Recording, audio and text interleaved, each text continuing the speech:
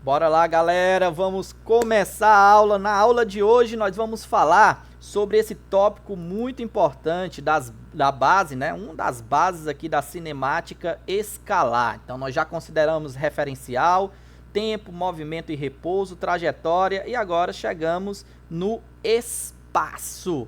Vamos direto aqui para o nosso ponto aqui, para a página do nosso material de apoio, que é o livro Tópicos de Física, simplesmente um dos melhores livros de física, né, para o ensino médio. Aqui nós vamos ver o conceito sobre espaço. Então eu quero que vocês imaginem a seguinte situação envolvendo essa borboleta que está aqui, ó. Essa borboleta, ela está pousada em uma parede. A sua posição em relação a essa parede pode ser dada pelas coordenadas x, y, lidas a partir desse eixo, né, esses plano cartesiano aí, os eixos x e o eixo y. Então a gente traça um plano cartesiano na parede, tomando a parede como referencial, e se essa borboleta se movimentar, nós podemos então ver quais são as posições que ela vai ocupar, as posições x, y aí desse plano cartesiano em relação a essa parede. Observe que essa borboleta pode se movimentar livremente pela parede e até mesmo sair dela.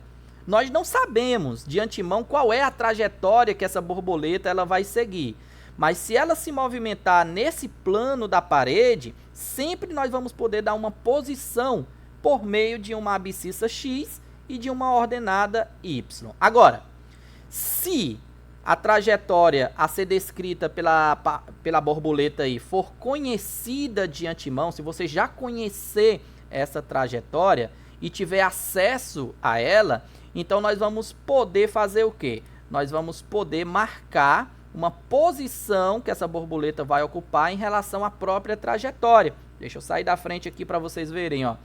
Então, dependendo do sistema de eixos, veja aí, ó, nós temos aqui, digamos que nós saibamos qual é a trajetória que essa borboleta fez. Então, ela fez essa trajetória aqui que eu estou mostrando para vocês. Vamos adotar sobre essa trajetória um ponto arbitrário O, tá aqui ele, ó, em relação ao qual será dada a posição dessa borboleta. Vamos também atribuir uma orientação, que é essa setinha aqui, ó, orientando que essa borboleta, na verdade, ela estava em movimento no sentido da direita. Não só o movimento da borboleta, tá, pessoal? Pode ser o movimento de um carro, de uma moto, não importa. Né? Aqui a gente começou falando de borboleta, mas pode ser o movimento de qualquer coisa. Então, primeiro, a gente conhece a trajetória. Segundo, marcamos um ponto O, que vai ser o ponto em relação ao qual você vai medir a posição nessa trajetória e orientamos a trajetória aqui para esse lado, para a direita, nesse sentido. Em seguida, nós vamos marcar trechos de, por exemplo, 1 metro a partir de O. Então, olha aqui embaixo, ó. Deixa eu baixar aqui um pouquinho, pronto. Olha aqui embaixo, nós marcamos aqui 1 metro, essa posição. Nós temos 2 pontos aqui, ó, ponto A, temos um ponto B também bem aqui, beleza? Observa que todas as posições para o lado direito, que é o lado para onde está orientada a nossa trajetória, é positivo. E todos os pontos para a esquerda do O é negativo. Por quê? Porque é como se estivesse indo no sentido contrário à orientação da trajetória, beleza? Se for no sentido em que a trajetória está orientada, então as posições aqui vão ser positivas. Se for no sentido contrário à da orientação da trajetória, nós vamos ter posições negativas. Descendo aqui mais um pouquinho e saindo da frente de vocês, nós vamos ter o seguinte, eu quero que vocês observem bem aqui, ó. O ponto A nessa trajetória, ela vai ter uma posição aqui de mais 2 metros. O que significa que A se encontra a 2 metros do marco zero, que é o ponto O, onde a gente começou aqui a referência de onde a gente está medindo cada posição.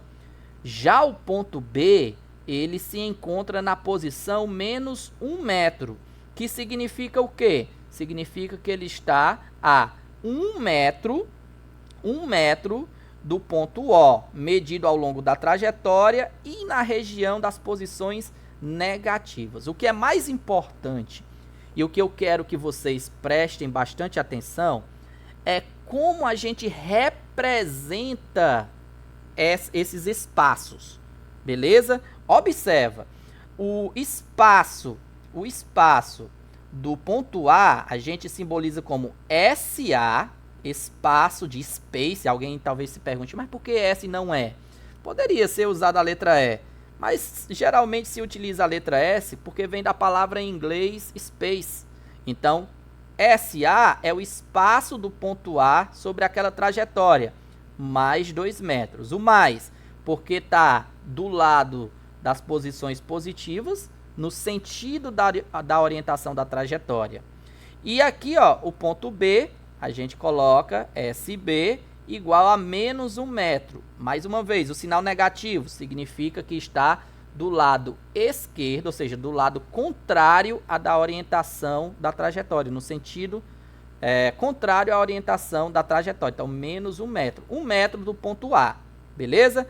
Então, a gente pode, então, conceituar, dizer aqui qual é o significado, né, do espaço. Observa, espaço de uma partícula é a grandeza que determina sua posição em relação à trajetória.